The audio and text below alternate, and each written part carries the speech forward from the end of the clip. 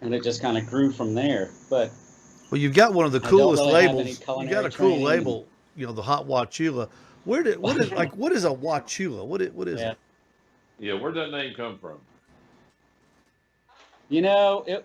I went when I first started this. It was like in 2000, but I've been trying to come up with names for probably 2 years before that. And this was before the internet, so every time I tried to do a trademark search, I was spending $1,500.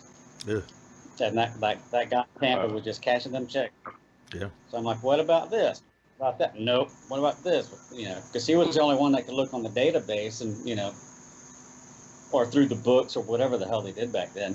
And so I was at work, and my boss at that point, who was the VP, or my boss's boss, he's like, well, how's it going? I'm like, man, I can't. Trademark crap. I can't find a name. Everything I come up with is taken or something's close to it, and then And he's like, well, either make up a word or find a local or regional word to incorporate into it, because then you could check, like the state corporation's, website, or you call them up. Is there anybody incorporated with this name or have a business with this name?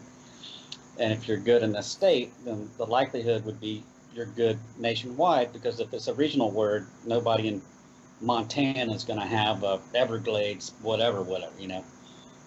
So after that, I was like thinking of names and, looking at road signs, and, and it's a lot of Seminole words down here. And you know, some of them are a little too hard to pronounce, but I mean, I went from like Fire Dog, Salsaholics. One of the names with Wachula, I shouldn't be saying this, it's going to come back and get me. Uh, One of the names with Wachula is actually a small town about 30 miles south of where I lived at that point. And that actually is a similar word for the call of a sandhill crane, the big gray birds with little red mohawks on them. mm-hmm. And I'm like, it sounds spicy. Um, so my first business name with Wachula was Fuzzy Wachulas. And I thought I could just have this scruffy guy with a beard, like Panama Jack with a scruffy guy, this hot, Fuzzy Wachula. And then I went to work, and I was passing that name around, and this girl, Yeah. yeah, she just said to me, she's like, sounds like balls. So Fuzzy Wachula just got shot down. I'm like, yeah. damn it. Now, see, And that's all I I could think wasn't of. So, thinking of male testicles when I heard it.